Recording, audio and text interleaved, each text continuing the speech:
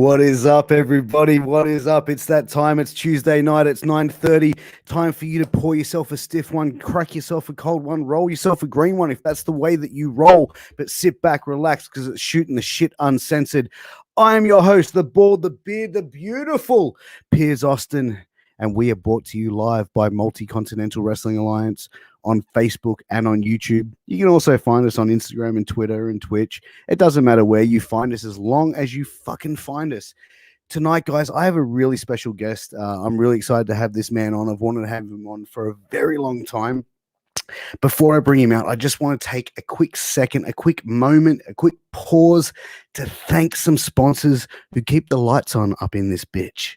First up is A-Rock Designs. Now, A-Rock Designs is that company you are seeing all over the wrestling Facebook groups, the wrestling Facebook pages, the Instagram pages. They make custom wrestling cups, tumblers, hoodies, keychains, t-shirts, you name it, they make it. Hell, they'll even monogram your dog. They don't recommend it, but they'll fucking do it. They made me this custom CM Punk tumbler, there you go, sorry, which I absolutely love because I'm a huge Punk mark, but you know, ever since I had Ben Hameen on, I can't get CM Cunt out of my mind, so sorry about that. Next is Signal Studios. Now, if you're an independent professional wrestler, one of the things that you must have is some dope fly entrance music. If you need to get your hands on some new entrance music, you can hit up my boy Rafi Tomasian from Signal Studios, based here in Sydney, Australia. It don't matter where you're from. It doesn't matter if you're in Melbourne, in Queensland, in Los Angeles, in New York. It don't matter. He can mix, master, produce, and send that bitch out anywhere in the world, and it will have amazing sound to it. Or if you're a musician, you live in Sydney, you need a place to rehearse, a place to jam, a place to get creative, a place to record. You will not find a more comfortable setting than Signal Studios. It's absolutely amazing. Every time I go there, to be honest, guys, like I pick a guitar up off the wall and start strumming it really badly, and then I get told to leave. But anyway, I digress. Guys, we got some people up here in the chat already. We got Facebook user saying, my brother, Facebook user, thank you, brother, for tuning in. Mr. Kyle Eade is here. Thank you for tuning in. Joel Southgate, he reckons he was first, as he always is on the show. So, guys, thank you very much for tuning in. Without further ado, without further ado, here he is, Mr. JXT, the J-Stick. What's up, buddy? What's up, guys? What's happening? I'm here, ready to go, J-Stick. That's it, man. Thank you so much for coming on the show. It's a real pleasure to have you on, man. I did a lot of familiar faces, so I'm glad to be in the same company, which is nice. That's it, man. That's it. But man, I've just seen the new hottest wrestling promotion in Australia, Deathmatch Down Under. You were on the debut show, man. That was quite a show, man, and quite a match that you were involved in. How are you feeling after the show, man? Well, just hearing you say that, the new hottest wrestling promotion in Australia, goes to show that we've done the right thing. Early days, it was very, touch and go, and a lot of wrestlers were very skeptical, and it was like we were having to try and convince people, like, no, it's going to be a good thing. Deathmatch isn't a bad word. Deathmatches aren't a bad thing, and we're going to be upfront. And it's not just deathmatches; it's going to be, a fully fledged wrestling promotion done the right way. And it's good to see things come around full circle, and everyone from the start that was like, yep, we're going to do this, and I was on board early, and I'm glad I was, because the crew's done a really good job, and I'm quite proud of that first show. Everyone's done an amazing job with that promotion, and you mentioned deathmatch wrestling. People sort of take a bit of a back step when they hear those words, because I think most common wrestling fans, like the average WWE fan, they hear deathmatch and they probably think, oh no, like, is someone gonna literally die in this match, or is it like backyard wrestling, is it whatever? But deathmatch wrestling has a place in wrestling, just like lucha has a place in wrestling, and mat-based wrestling does. It's giving people a smorgasbord. You know what I mean? Like, exactly. Some people are like, I want to try a little of this, a little of that.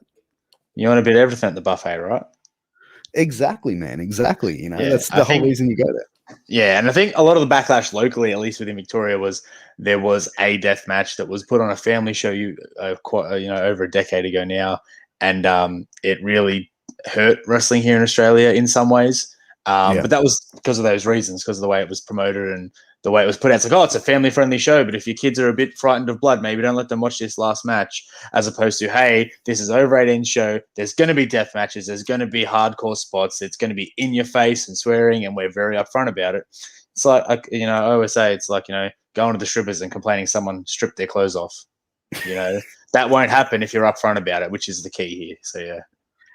Yeah, absolutely. And, when I interviewed Joel and Jay from Deathmatch Down Under, that's exactly what they said. It's being promoted as what it is. It's not all going to be deathmatch, but it's going to be a very adult-orientated product. Mm-hmm. And I think that's, I guess, and even like I know if we're going for adults, a lot of fans, the criticism nowadays is when they will watch WWE, they're like, oh, it's not like I used to watch it. It's like, well, yeah, it's not aimed at 18 to 33-year-old males anymore. Not that ours is necessarily. And I think it hopefully will fill that void for those fans that are after that locally, at least. Yeah, I mean, and being on independent wrestling TV as well is, there's some amazing products on that, and that's. Can I say about that? Please, man, please. So I remember speaking to Joel about this, and I was like, dude, IWTV should be the goal. He's like, dude, we've already signed the deal, and I was like, what? And I'm like, this is fucking huge, and he's like, I know, and I'm like, and I was, because when I was doing my tours of the States, all the big promotions I was wrestling on, they're all on IWTV. And for myself, selfishly, I was like, this is amazing. This is a way to stay relevant on the American independent wrestling scene without physically being able to get there at the moment. And for me, this is unreal. And then I warned all of our wrestlers who hadn't wrestled on IWTV or even, on a major stage like that. I'm like, guys, this is huge. You don't understand. Like, your Twitter will explode. People will see you. And I warned them, and we all warned them, the ones who hadn't been on it. And they, even the day it went live, I was like, hey, man, my Twitter's blowing up. I'm like, I told you. Like, they're like, oh, yeah, I know you said that, but I didn't believe it'd be this much. Like, the power of IWTV. And, yeah, it's such a community. And it's a very well-invested community. They're very interactive. They love their wrestling. It's the best independent wrestling community around, that whole IWTV network. And I'm just glad that from all the way in Australia, we can provide and keep up with the level. And, that is the proudest thing for Deathmatch Down Under. We're on IWTV, and we've done well on IWTV thus far. But that's the thing. Indie wrestling is like it's really boomed in the last few years, right? And it was like that in the early 2000s. When like Ring of Honor came in, CZW was there. Chikara, you know what I mean? Like, there were so many amazing promotions then. Much like now, where it's like you're really seeing an indie boom, where like the indies are cool again. Yeah, and that's, like I said, I was living in Australia. I love my country, but it sucks so much that I can't be in that American independent wrestling scene, because it has that network and it has those hot promotions that are not just big in the local area they're in, but they're big independents around the world. People know them. Like, at the time, it was your CZW, Ring of Honor, FIP, Chikara that took off. Like, we're having that now. You've got Beyond Wrestling and Game Changer Wrestling, WrestlePro, and all these promotions that are getting their world stage independence. And for us to hopefully get a chance to be part of that, it's amazing. And that's the thing, man. Like, Game Changer Wrestling, for me, in my opinion, in the United States, is probably the hottest independent wrestling promotion out there. Big time. And I think that they don't get the credit that they deserve a lot of the time. But they do some amazing stuff. You actually got to wrestle for them, right? Yeah, again, that was like a massive, that was a big deal for me, because I was like, this is a step towards,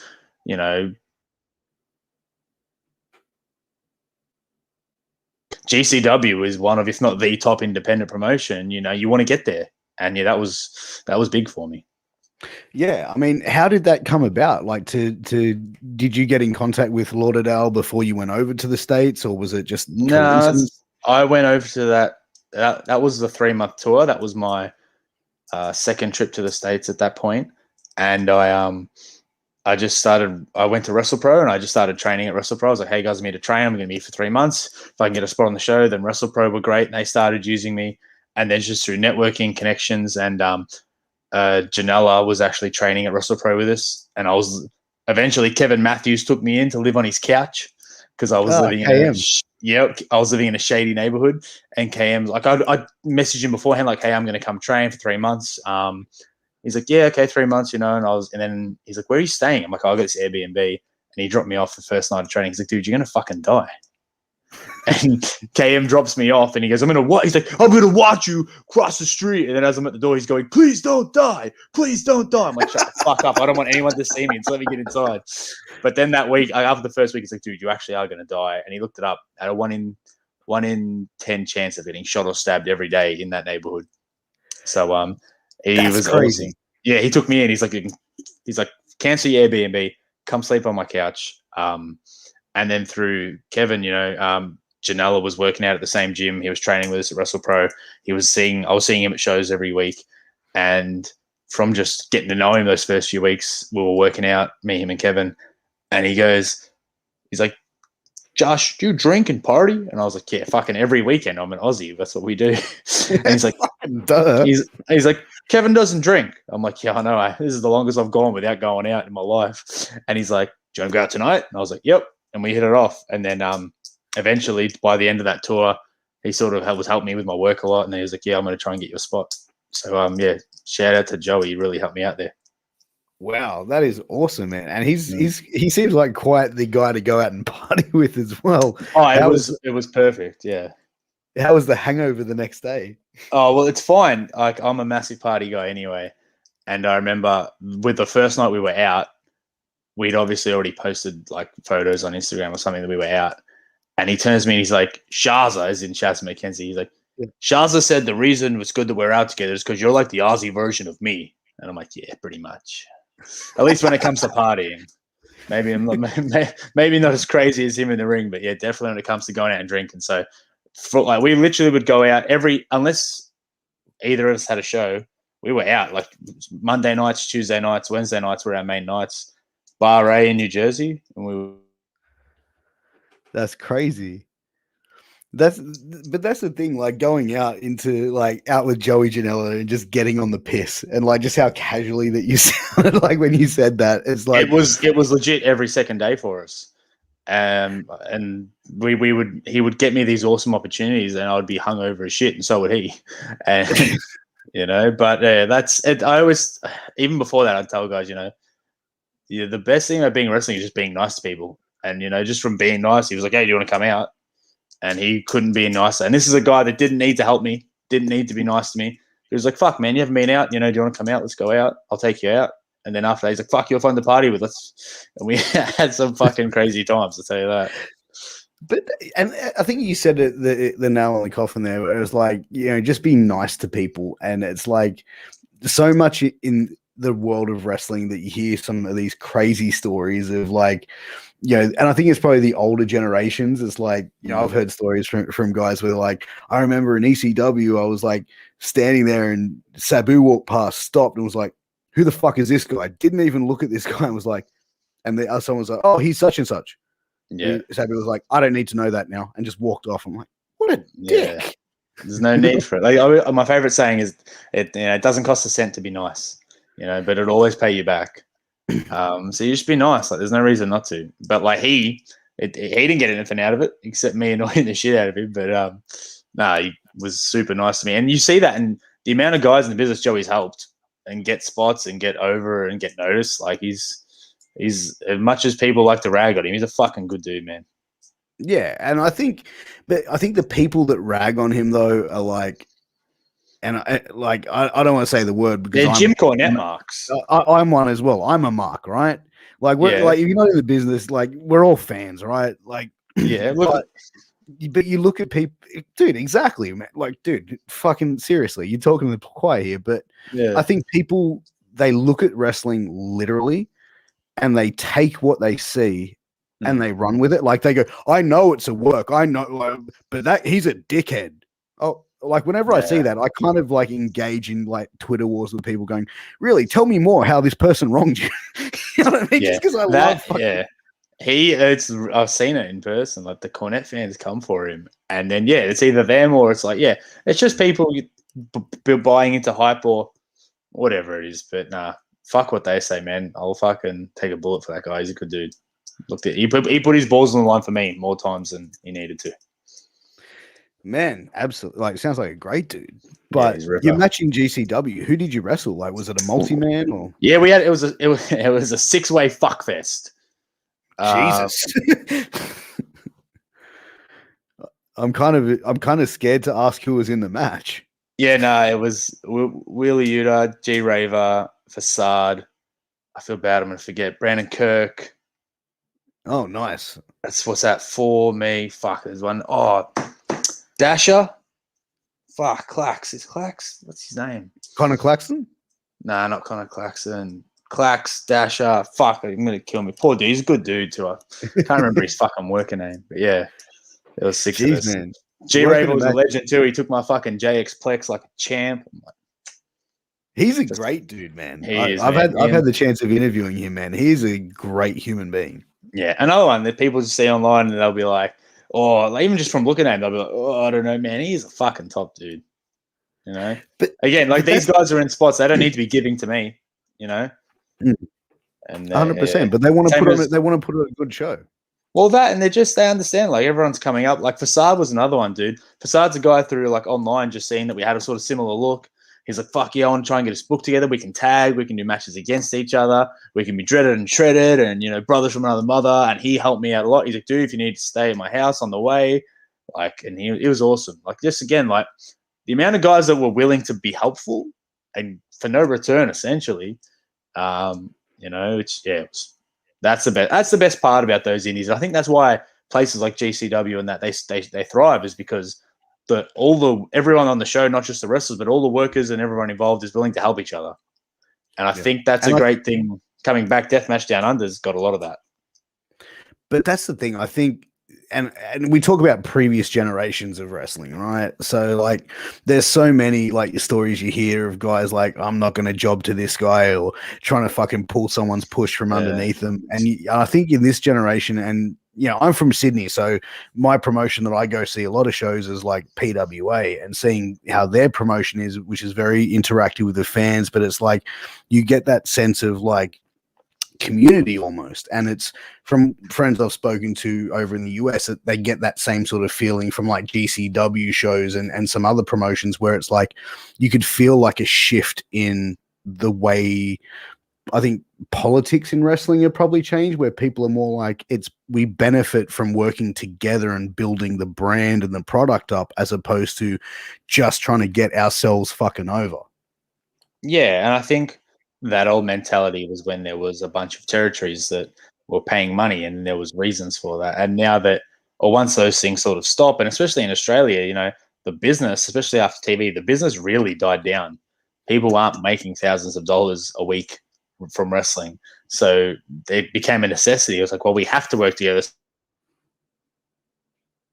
Yeah, I completely get where you're coming from. Like people, you got to work together and able to make the product overall better.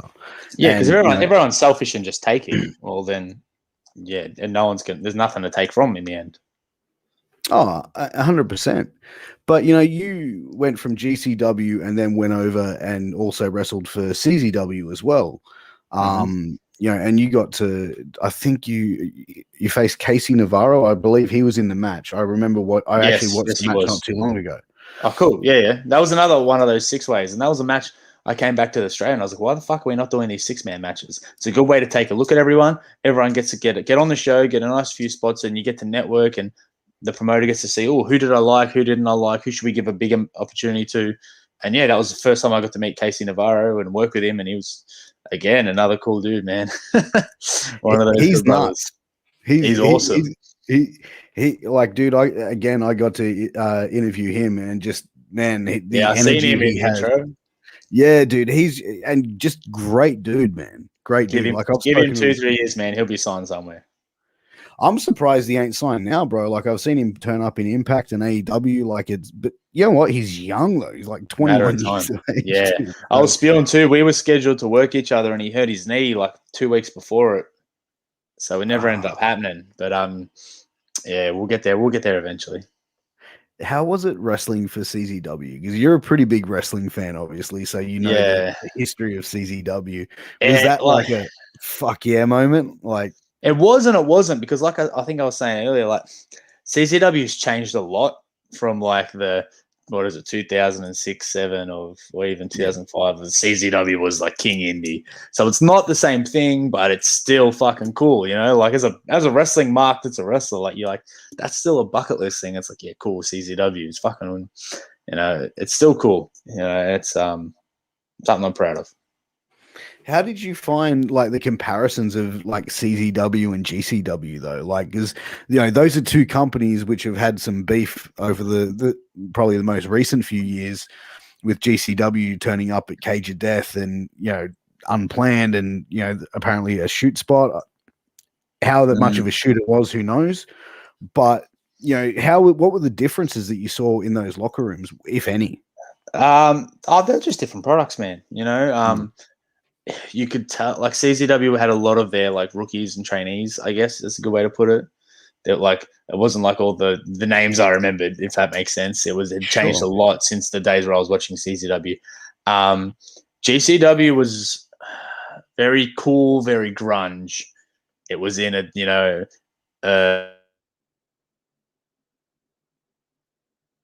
we were planning this spot for the match, and the guy's like, yeah, we'll dive here. And I'm like, the chair's up against the ring. There's no guardrails. How the fuck are we going to dive? They go, oh, they'll move. They love it. They'll move.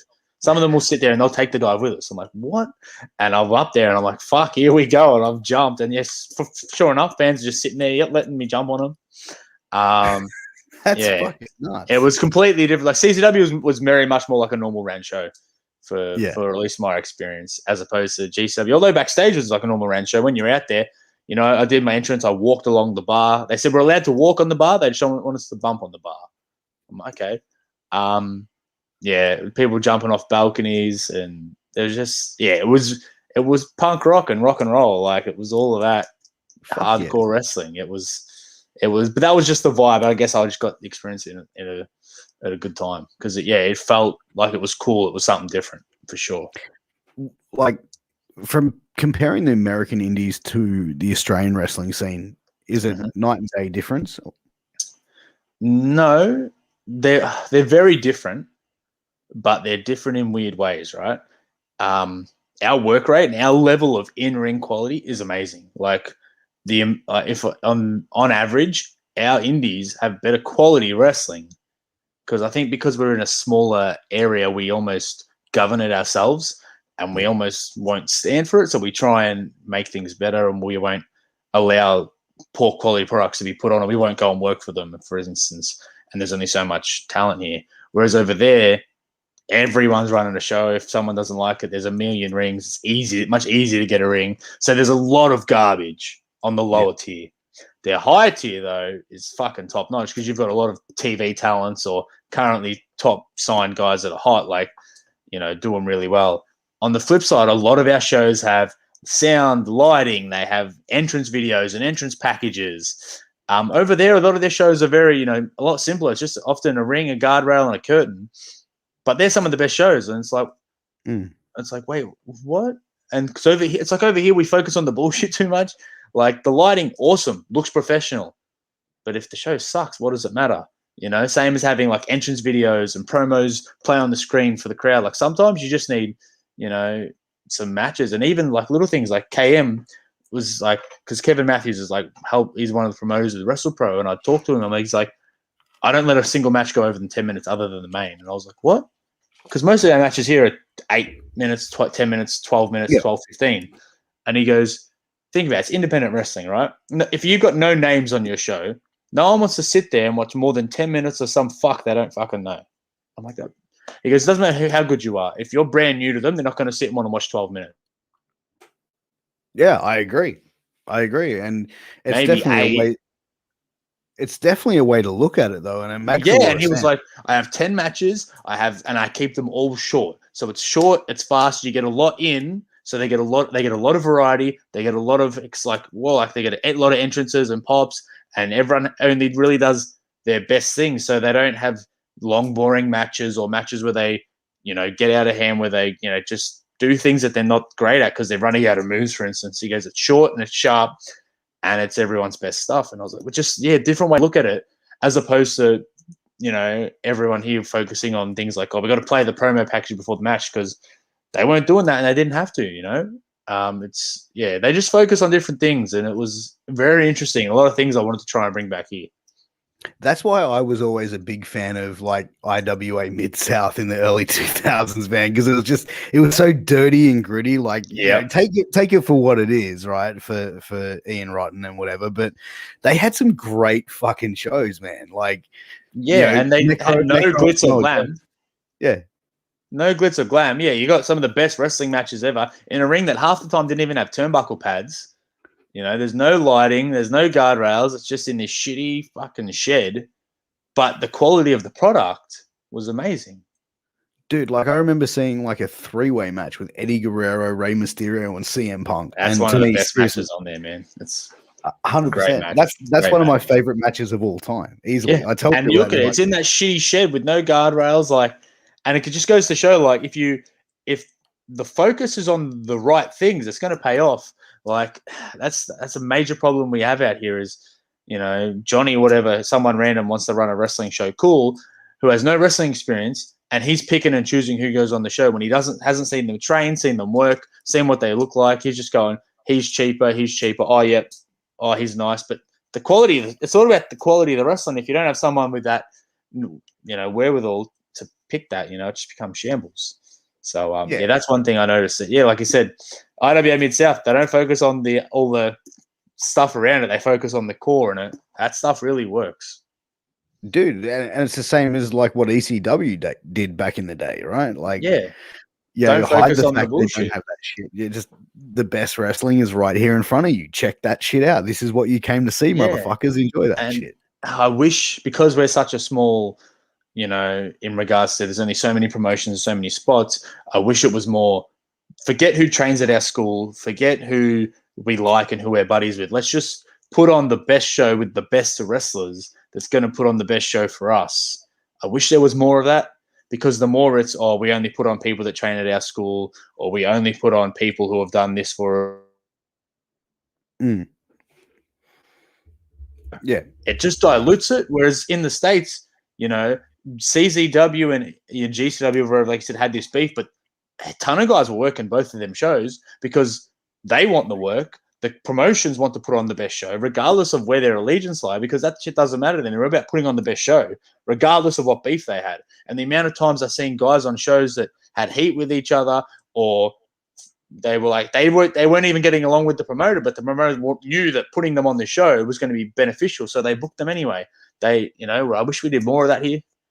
Yeah, but I mean, I remember like when I started going to Australian shows, like, I'm going to show my age here, like early 2000s. And a lot of the times it was like, guys would wrestle for one promotion and that's it. Yeah. Like they would not wrestle for another promotion. And like to me, it always boggled my mind, because I'm like, it's surely these guys aren't getting paid hundreds of thousands of dollars a year to only work for this promote. Like, it didn't make sense to me. It's a fossil age mentality. Like in Australia, and I stress this to guys coming through now, I'm like, we in Australia, so say you live in Victoria like I do, there's, if you're lucky, 2 or 3 shows in that weekend. Generally, they're all on Saturday. If you're lucky, there'll be a Friday and a Saturday, or a Saturday and a Sunday, right? Yeah. So you've only got the chance to work once a week. In the States, if you're an independent, like you look at Casey Navarro being 21 or however young he is, he has the opportunity to work 4 to 5 times a week. Now, those aren't all big top-tier shows, but if he has 4 or 5 matches in front of a crowd a week, he's getting 5 times the experience every week that you're getting. Training's great. I run the Relentless School of Pro Wrestling. Like, it's pivotal, but there's only so much you can learn at training. There's things that you need to learn from match experience in front of crowds that you can't learn at training.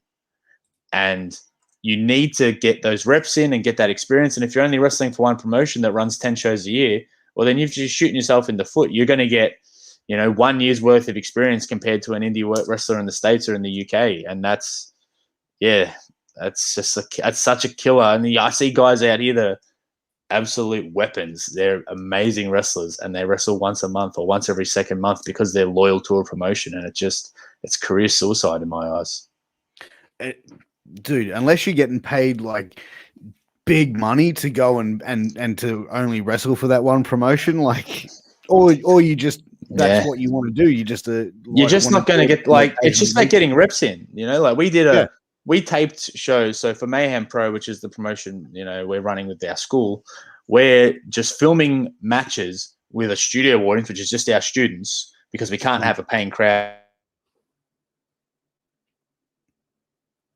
Show within our school just to film matches to put them on YouTube in front of a live crowd so that we get experience, and not just experience working cameras and working for YouTube with TV, working hard cam, so that, we can get more content up, get more experience in. It was a Sunday Arvo. Everyone got an extra show. And that's, yeah.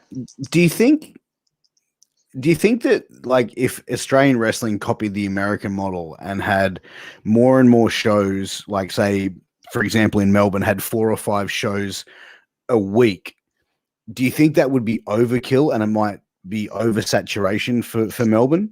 Yeah, sadly, I do. I wish it wasn't. But the reality is we don't have the population. You know what I mean? That's why getting on international things with outside fans like IWTV is so important, because there's only so many wrestling fans in Melbourne. And even though you can promote your ass off and introduce new people and new people and new people, there's only so many people here, and it's a small population. That's the reality. Whereas, how many million people does America have? You know what I mean? And it's just bigger, and they can do that because they have such a bigger population, bigger towns, more people, more wrestlers. And, like I was towards the end of my tour, my last 4 weeks, I was wrestling 4 or 5 times a week. It was Wednesday through till Monday. Generally, I would wrestle. Fuck. It was amazing. It was the best time of my life. But every night was in a different state. So that's great. So the travel on top of that would be fucking horrendous. Yeah, like, some of I remember we drove from New Jersey to Ohio. So we went, and on the way, it was like New Jersey to Pennsylvania, which was, I think, 2 or 3 hours. Then we went, that was a Saturday. Then the Sunday show was in Ohio. So we drove from there to Ohio, which was like 9 hours from there. We barely slept. We just slept and we swapped turns driving. And then on the way from Ohio back home was like 12 hours. Jesus, even me and Joey Janela went to Canada for one show, and that was like a 14-hour drive or some shit too for a Sunday. That's crazy. I mean? Yeah, like I remember we left like 2 a.m. Sunday morning or some shit. Was that hard? Like after wrestling, then hopping in a car and going 14 hours? Like, was it like that? Must have been like.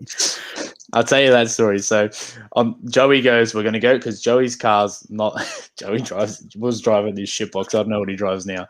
He goes, "Look, dude, my car won't make it. So we'll go to the airport. We're going to rent a car, and we'll drive over Saturday night. We'll drive." I'm like, "Cool." So we plan to leave at like 9 p.m. Saturday. Yeah. We go to the rental car place, and they won't give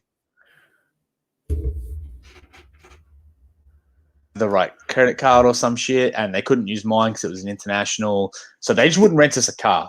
So then we had to find another way to get Chris Levin, who's referee in the Indies there. He actually was going to the show, so he picked us up and gave us a lift. But that wasn't until the next morning. So he was like, "I'm leaving at like 4 a.m. or 5 a.m." So it's by this time it's like 10 p.m. Me and Joey at the airport. He's like, "Well, let's go back home. We're not leaving until 5 a.m. and it's 10 p.m. And he goes, "Want to go to the bar?" I'm like, "Yep." So we went out all night. I remember we got shit-faced, and the security guard of the bar recognized us from the gym, and he was a wrestling fan, so he gave us a lift home. Once the bar closed at like 3 a.m., we went home, packed our bags, and then Chris picked us up, and we apologized. Like, "Yeah, dude, we're hungover as shit. Sorry, we're still drunk. We just got home, so thanks, man." And it sounds like you and your Joey Janela should like absolutely form a tag team. Yeah, we had a name for ourselves. What was it? Something with the Sesh. Something with pretty much it was the Sesh Lords or something stupid like that. I love it. But that was it's literally life on the road. Like you go out, you party. My rules always, if I'm going to party, I got to be able to wrestle or go gym the next day. Like you got to be able to back that up, and I've always been like that since I started. So it held me in good stead because I was able to do shit like that. It sounds like, man, you definitely like got a little bit of the old school in you, bro. Like the partying side of things is like, But like, Yeah. but what Tom. did you like? What, like you wrestled in the States and you wrestled in Canada, and then coming back to Australia. What was it like? Was it like instantly you're like, "Fuck, how do I get back to the States?" Or was it like, "All Yeah. right, I can't wait to show what I've learned and bring that here"? A bit of that, and it was how do I get back? So I went back to wrestle for Wrestle Pro Alaska. It was like one show in Alaska, and because KM is like, yo, we got to get you on these Alaska deal, man. So I'm like, yep, sweet. When's the next one? He's like, December. So that was like 4 months later. So I got back. Then I went back just for like a 4-day trip just to wrestle in Alaska, which was also was amazing as well. Because I was like, fuck, I just want to keep going, and that was my thing. Because the last 3 weeks of that tour, that's when Beyond Wrestling happened, GCW happened, Wrestle Pro was already happening. So I was not only starting to wrestle 4 to 5 times a week, I was starting to wrestle on bigger promotions. Towards the end of that, Impact Wrestling happened. So I was getting noticed and starting to get my name out there and really sinking my teeth into the wrestling scene. And then you just have to come home and the momentum stops, So that's the beauty of this IWTV deal. We were in a pandemic, which a lot of places don't have right now due to the pandemic. So it's an advantage. And so I'm hoping that can propel me back into that scene and keep me relevant whilst we're here. So how was what was your thoughts on Impact though? Like, what was it like going over and working for them? Like my first that was the only booking I had before I went. Is I had these 2 Impact dates. Were they like a tryout?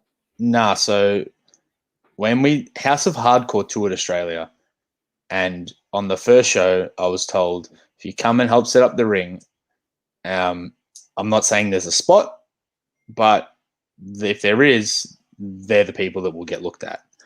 So I helped set up the ring. I did the Bully Ray seminar, and I had already had a great relationship with Tommy Dreamer from Wrestling Indies with him here in Australia beforehand. So he already knew who I was. I kept in contact with him, and I would send him my matches every few months, and he would critique them and send them back to me. So then Dreamer came after me after the seminar, and I didn't think I did well in that seminar because Bully Ray sort of chewed me out in the seminar. Oh, really? Yeah. So Dreamer comes up, he's like, so JXT, and just monotone Tommy Dreamer, JXT, I want you to know that you're booked tonight. You are in the main event tonight, and you'll be wrestling for the House of Hardcore Television Twitch Championship. Like, holy shit, thank you, Tommy. Like, I went there not booked just to help out and try and get a spot and do this seminar. And here I am, main event in the Melbourne Pavilion in front of 1,000 people for House of Hardcore. That's amazing. Again, but that's one of those things. It doesn't cost a cent to be nice. I went and helped. I went and did the seminar. The seminar, I think, if you include what I cost to drive there, my eating food that day, the seminar, I didn't make money on that show, but the opportunities were like what, and that's not about the money. That's the point, 100%. You want money so you can survive, so that I don't lose money on the day, but those opportunities pay off. So after the main event, I came back and Dreamer gave me some feedback, which was awesome. And Tommy's like, and if you're ever in America, you let me know, and you're booked on every House of Hardcore show I have whilst you're there. It's like, sweet. Wow. Thanks. So then in that seminar, when Bully Ray sort of chewed me out, he was like, what the fuck? He's like, you haven't asked any questions. What the fuck are you doing here? And I was like, I'd come for the seminar. He's like, well, what, you think you know everything? Why the fuck haven't you asked any questions? And I was like, wow. I was like, I don't know if I'm, because this is when, I was wrestling like on some quite big shows here locally in Australia, and that was another one. And I was like, if Australia takes off like the UK, I want to be here, so I'm not sure if I should go overseas or not. And he's like, dude, this is the first Australian show I've heard of in years. I don't know any Australian promotions, and this is what we think. It's but not as big as we think. He's like, people don't know of Australian wrestling, and I realized that when I went there, they didn't know no local fans or wrestlers knew of promotions unless they'd been contacted directly. So we've got a lot of work to do here, and we're doing it. We're getting our name out there, which is great. But at the time, he's like, go overseas and do something, because you can come back and do your job here, and you can come back to wrestle here later, but you're not going to know if you don't fucking try. And I was like, 100%. So I went home that night and booked flights. And wow, you would like, that's it, I'm out. I booked my flights, and then I emailed Tommy Dreamer a few weeks later. I was like, "Hey, Tommy, I'll be in America from this date to this date. If there's any hardcore dates, let me know because I'd love to be there to help out." He's like, "Yep, I've got this date and this date. You're booked." I was like, "Sweet." Didn't hear a single thing from him. I even followed up when I was over there. Hey, just double checking about this, and he didn't get back to me. So I was like, "Fuck, I don't know if I'm booked still." And Did you go to the shows? so luckily, the first, so it was 2 days in a row. The first show's at the ECW fucking arena. Fuck. But that day, right, they have a fan convention during the day, and then at night they have the show. Yeah. So KM at the time was Scarlett Bordeaux's like agent, like manager. So he would book her for these conventions, and I would go and help Kevin, and I would be the person. They're like, I want an 8x10 of Scarlett and a photo. I'm like, sweet, that's whatever, $10, $20. I'd take the money. I'd take the fan's phone, take the photo for them. I'd vendor for Scarlett. Then I'd, wow. And then Killer Cross too, or he's carrying Cross now because Cross would come with us as well. So it'd be like me, KM, Scarlett, and Cross, and I'd work the table. And by this point, I'd been there almost. This was like the last week or second last week of my tour. So Kevin's like, "Yeah, you can put your fucking bullshit 8x10s out." I'm like, "Yes," even though I'm the person taking them, So it's like Scarlett, Cross, KM, JXT. But I sold like 2 8x10s, and then Kevin's like, "Fuck off, you sold 8x10s." I'm like, but that was good because it was at the arena. So then I went with Kevin, and Kevin's like, at the end, it's like, "So what, are you fucking booked on this show or what?" I'm like, "Fuck, I don't know. Like, I'm just here." He said I was booked like 6 months ago. I'm here. And then when he rocked up, he's like, "Hello, JXT. Nice to see you here. Come with me. This is what you're doing." And then I was like, sweet. So like that whole day I was so nervous because I'm doing this convention and I'm like at the ECW arena for the first fucking time. I don't know if I'm booked. If I am booked, it's the biggest spot of my life for Impact Wrestling on fucking their TV show. And I'm like, holy fuck, what am I doing? And how was it like the ECW arena, man? Because worldwide, those fans in Philly, man, are like famous for being the most ruthless fucking sons of bitches in the world. How were the nerves before going out there? To wrestle, like, I don't know. I was just the whole day. Was not a blur because I remember it like it was yesterday, but like it was more so just you're so amped up, but you're trying to hide it because you're trying to look like, yep, I belong here. This is normal. I'm always at Impact. Like you're trying to act like you belong and act like one of the boys, like you fit in. Like that's such a key thing is if someone's they look out of place, it's probably because they are. But no, I got to have an awesome match with Ace Romero. He's awesome. And it's awesome. You go out there, you have your match, you come back. Tommy Dreamer gives you 5 minutes of feedback from him. Then D'Lo Brown gives you 5 minutes of feedback. Then whoever else watches the match from backstage has to give you some feedback. So how could you not get better if you're wrestling there every week? You know what I mean? You've got all these amazing minds just picking apart your match and learning. Like, that's what I mean. If I was just living there.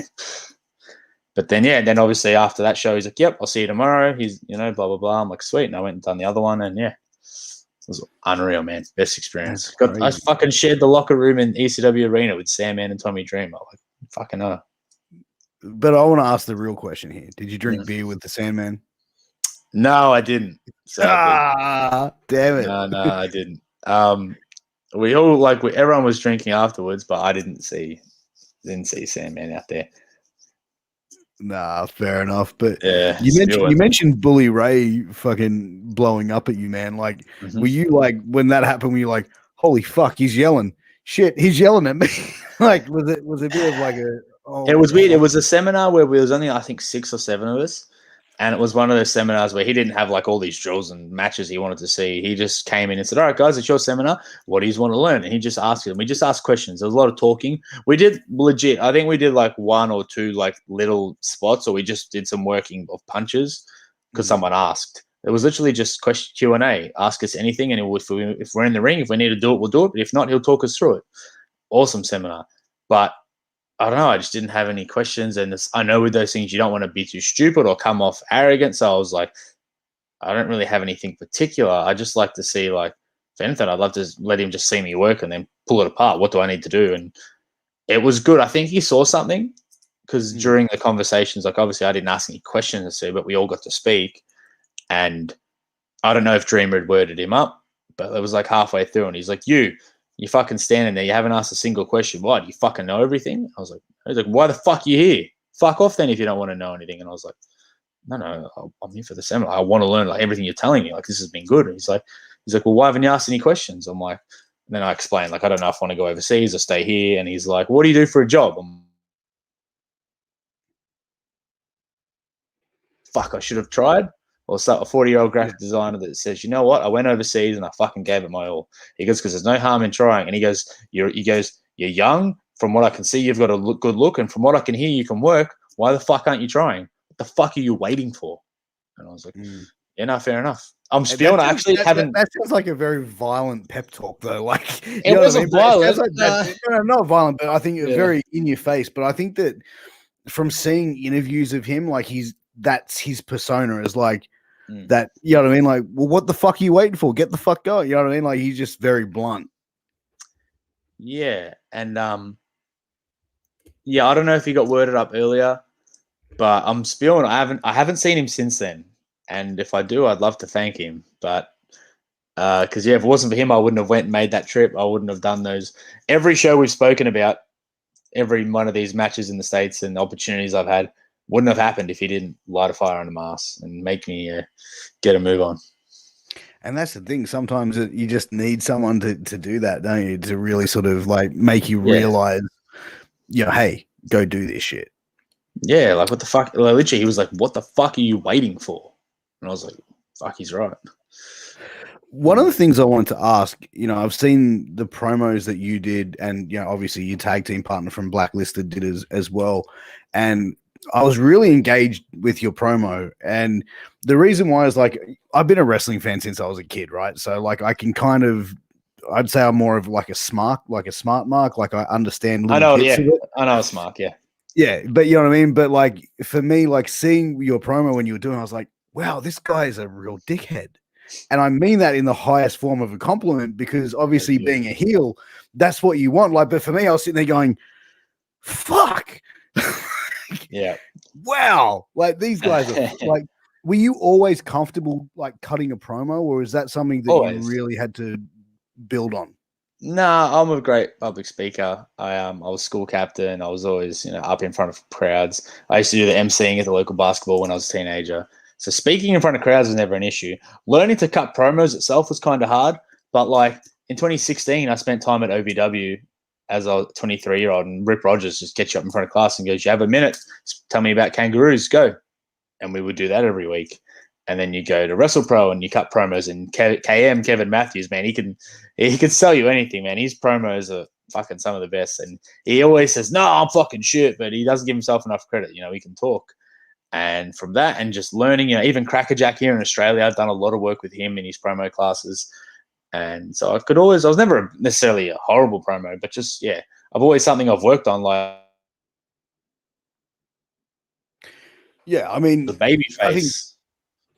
I think promos are the one thing that, like, I don't think there's a wrestling fan in the world that has never stood in front of a mirror and cut a promo in their life. Well, you know what I mean? Like, you walk out of a meeting with your boss and you're hoping the car and you just cut a skate. Yeah, everyone's fucking done it. And I think that's the thing that really draws a lot of fans into it. And the fact that you were saying, obviously you had that comfort level of doing that, where promos I've seen, from what I've heard from a lot of guys, said they struggle in that area. But like for you, with pro wrestling, what's been like some of the areas? Well, what's been one area which has been something that took you a while to really wrap your head around and get? Well, yeah, promos are just a thing that I think gets almost shunned. Like people don't focus enough on it at training. With our Relentless School of Pro Wrestling, we have every week we do promos. It's such an important part, because if you can't talk, it's like you can do one part of wrestling, which is the wrestling, and you can't do all the rest of it, you're no good. There's no point. So yeah, I think the view was I was always a babyface, especially in Australia. So now I get to turn heel, and on a promotion that's over 18s, I can just cut loose. Plus, they give me the ball, like they give me enough rope to hang myself, so they let me roll with it, which is awesome. They give me a lot of opportunities with that. But things that didn't come naturally. It might sound weird if people have seen me wrestle, but I'm not athletic. Mm-hmm. And wow. Yeah, it's an illusion. And every time I would meet someone new, they're like, "Oh, so you're a high flyer?" And I'm like, "Not really. It's an illusion." So it's all about not smoking mirrors necessarily, but getting the most out of your body. And I tell my trainees this. I'm like, "Look, I'm not athletic, but there's ways to do things using the ring and the way you move your body to your advantage to make you look like that." And yeah, that, and probably the hardest thing's been my weight, keeping weight off. Really? Because you look like you're in great shape, dude. Like, Thank you. there you go. Look at that. Do you have an Life's addiction? work right here. There you go. Do you have an addiction to chocolate and sweets? Is that what the hardest thing for you? I love meat. You know how people are like, I love sweets, I love savory, I love meat. Love it. And meat's good protein, right? Oh yeah, but like I just portions, My dad's Turkish, so from a European background, dinner. I remember friends that come over for like barbecue and they're like, "You guys have barbecue and you have one of every piece of meat." And I'm like, "Doesn't everyone?" So we're just big eaters. And my dad, his metabolism, he doesn't put on weight, whereas I got mum's metabolism. I put on everything I look at. So I have to, and if you look at my early days as a wrestler, I was quite a scrawny and fat kid.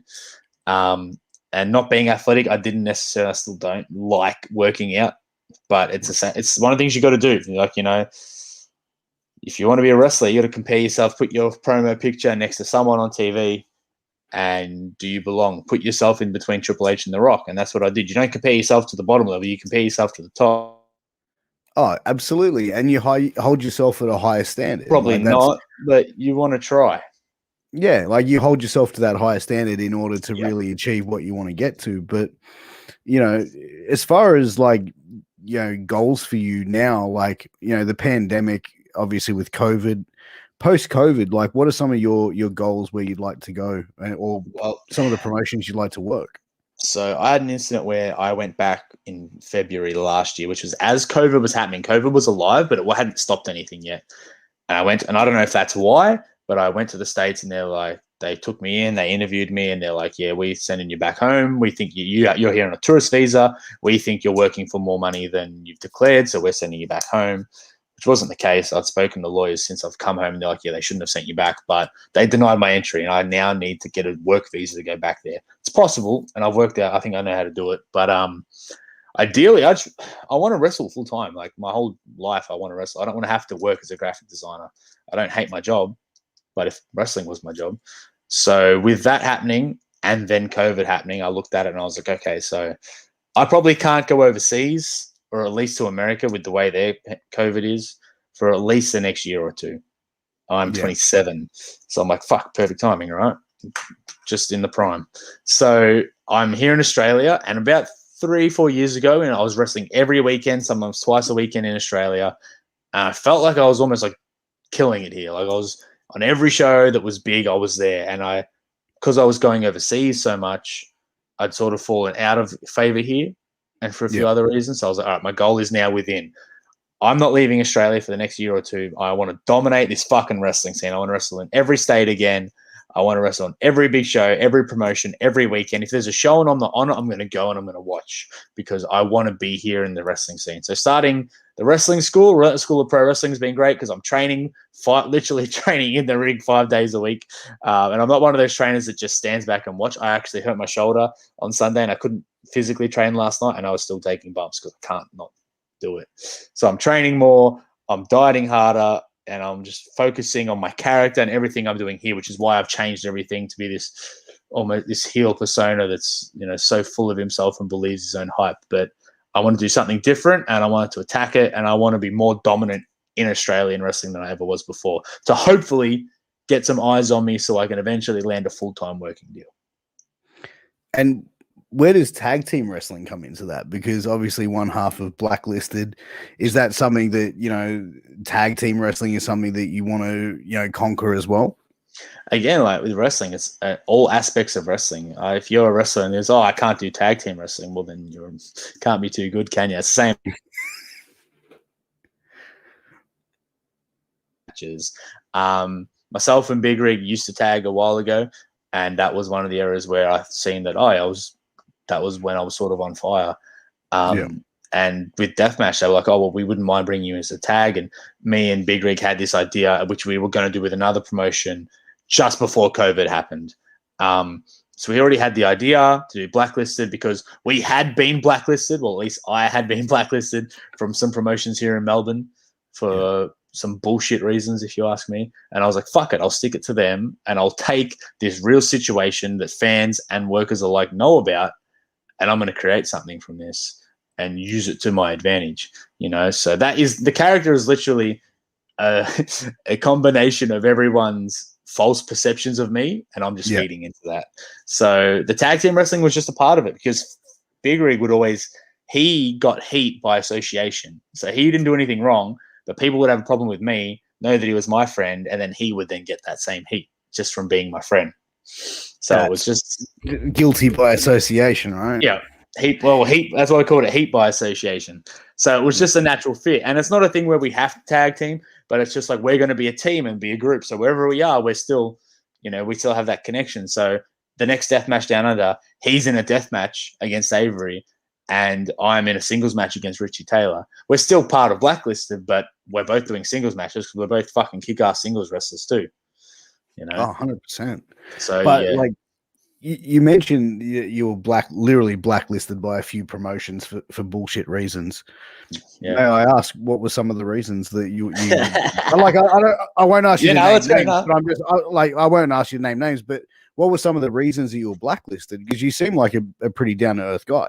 Well, yeah, that I can get ahead of myself. I think everyone can. You need those times to be pulled back in. One of my issues, one of the promotions, was the person who was in charge and wasn't telling me whenever I was doing things wrong. I was pissing people off, and this was the last time they were booking me. And I was like, "You have a problem with me?" And he's like, "No." I said, "Well, what have I done wrong?" Like, "Oh, I don't think it was all the things you did were minor. I didn't think they were big enough for me to bring them up." And I'm like, "But if you're talent relations, I want you to tell me when I've done something wrong so I can fix it."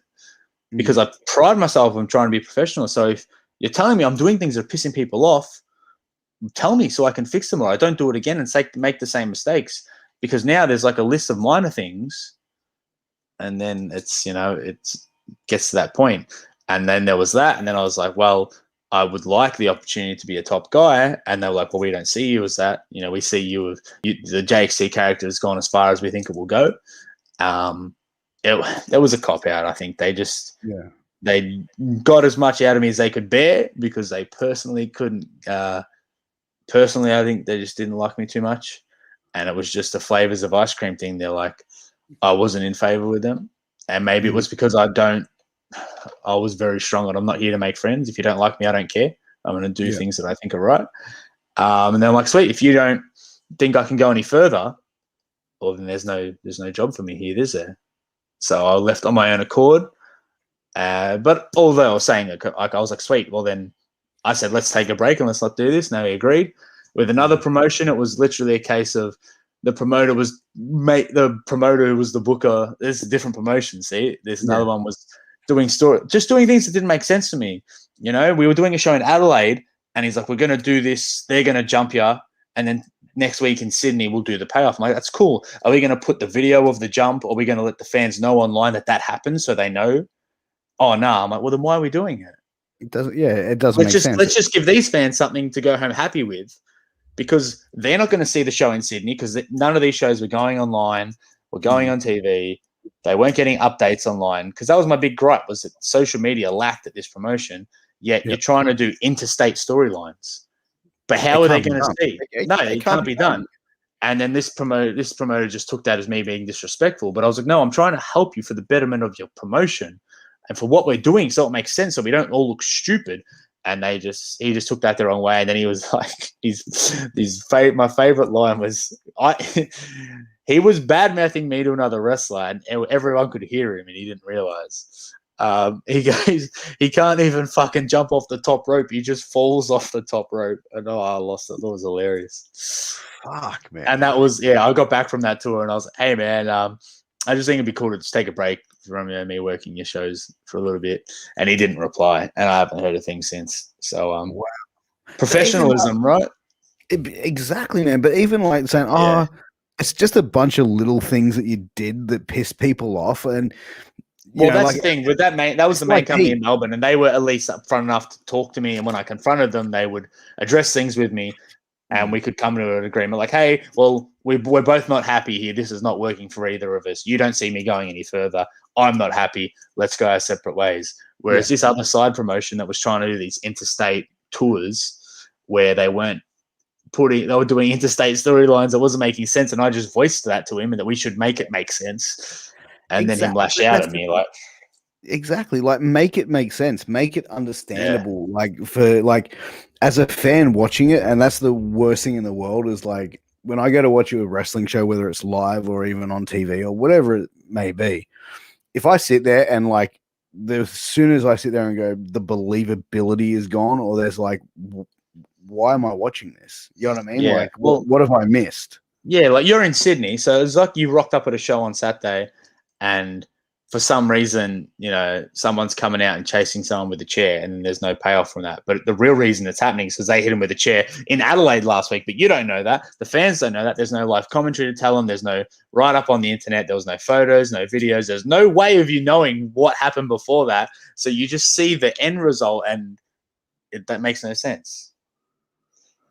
And some people don't want to know. Some people just want to do their own thing, which is fine. It's their business. You know, they own it. They put their money in, their hard earned. They can do what they want, but at least be upfront to say, "Hey, I don't want to put you on my shows anymore, or we can stop this business relationship." At least respond to me. You know, just be professional enough to give me a response. It's almost cowardly. It's like that. I don't want to face this like shit, so I'm just gonna like ghost you. You know what I mean? Yeah, like I'm the younger person here, but fuck, just be an adult and professional and business-like. But like, and this is the thing, it was a build-up of all these minor indiscretions that sort of got me this reputation where people are like, oh, he doesn't like to listen to people, he does what he wants, he pisses people off, he runs his mouth, he thinks he's full of himself. Then I went overseas and I had all these big opportunities. So I was like, sweet, the character is gonna feed into this. You blacklisted me. Wrestlers and promoters tried to get me blacklisted from all different promotions. Well, we'll start our own promotion and we'll be more in your face and do more of what you didn't like about me, and I'll prove to you it fucking works. So here we are. And get it fucking over, man. Well, yeah, I'm pretty sure I'm there. That was the biggest thing too. Like, I had more followers than any wrestler on their roster was selling merchandise was such a thing that promoters would get pissed off of, because I get it, they're not getting any of that money, but some of them weren't even paying me three figures, you know. But that's the thing, like, dude, like if you're putting on a wrestling show, you're putting on an event, like you're gonna make money at the gate, right? Or like, fuck, let the wrestlers make a bit of extra cash with their shirts, man. Like, fuck, like. And I was like, I'm not even making $100 to get here. So between my petrol money and the dinner tonight, I'm losing money. So, you know, and the fact that I'm selling a couple of T-shirts is you want to cut that too, or it's pissing you off. Like, come on, man. At least, you know. And that was the thing. But it wasn't. The thing was, I was over. I had the most followers because I really was big on the social media branding. And I was selling merchandise, and people seen it because my T-shirts and my singlets, I had basketball jerseys and glow sticks, and they were in the crowd. It was in your face. You could see it. Yeah. So, that's why I'm now billed as the biggest name in Australian wrestling. I dig it, man. I dig it. As I said, I'm sure people will hate that too, but I don't give a fuck. I don't care what you think. So, dude, that's the thing. Like, I really dug the promos, and for me, I really dig like characters in wrestling, which have got almost like a little bit of that person in them. And I think what you were saying is like what everyone thinks of what you are, you're just, fuck it, here it is then. You know what I mean? Like, and I think the key is I need to know what's a work and what's not. As long as I have a good sense of reality and I know, you know, that's the key. But already, like, you know, I've had wrestlers be pissed off to like, well, why the fuck do you swear so much in your promos? I'll do whatever the fuck I want, you know?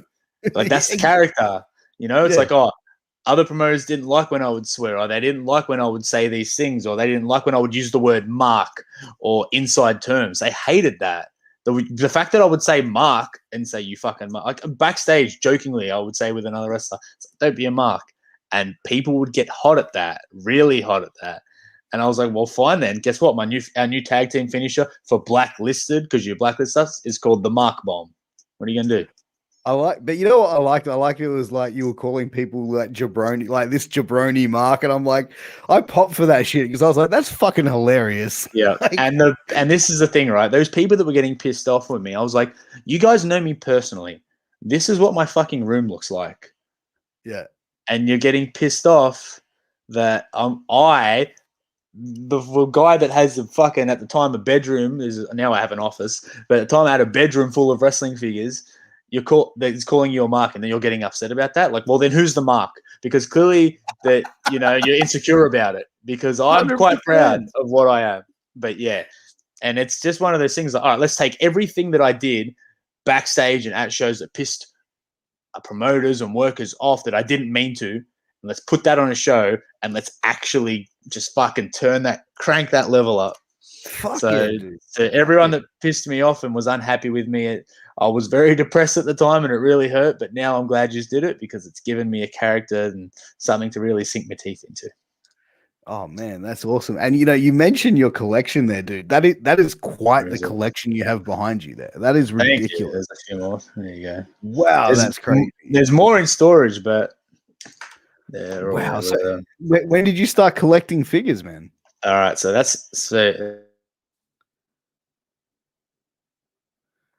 Daryl, and he was like, "Oh, we play PlayStation." We started playing Warzone. I was like, "All right." So I was already playing the games with Daryl, my cousin Daz, and then my 5th birthday party, someone bought me a bone-crunching X-Pac. I think I've got it in the thing there.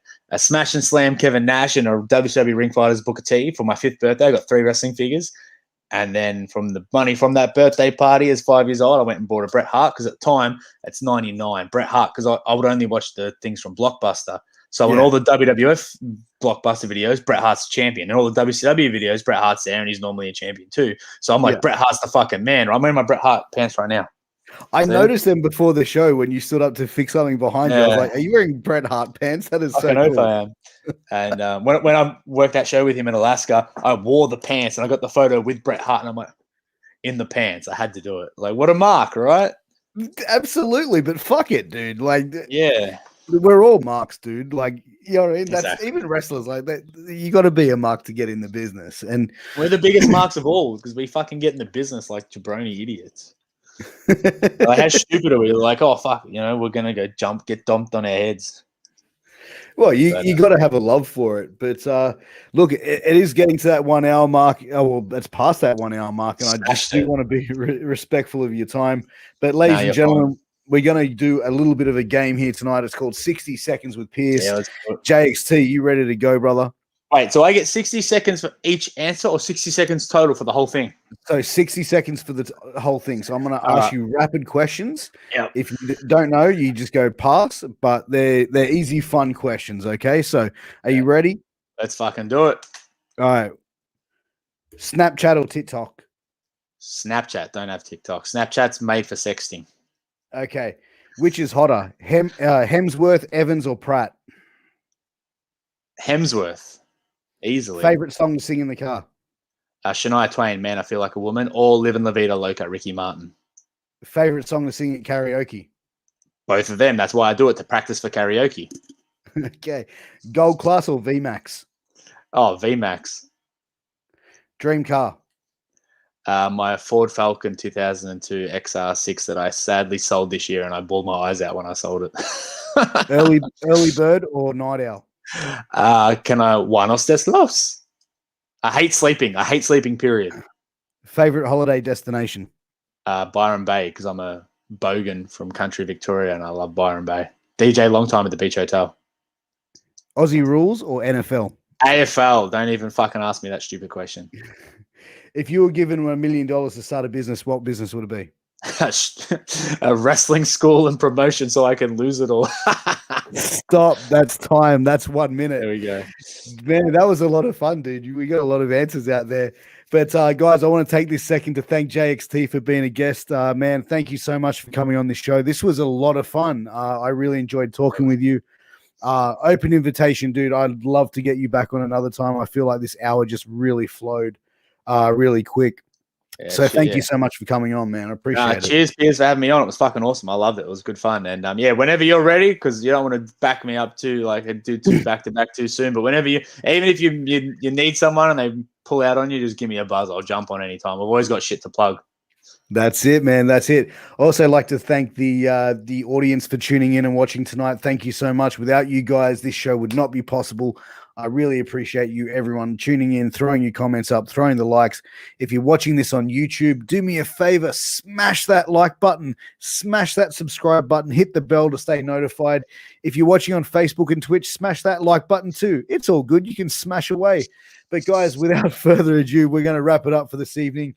I'm going to have another show coming up on Friday night at 10:30 p.m. I have another death match down under, gentlemen, coming on with your boy Murdoch. So make sure you tune in for that one, guys. Until next time, I'm Piers Austin. This is JXT. We'll catch you soon.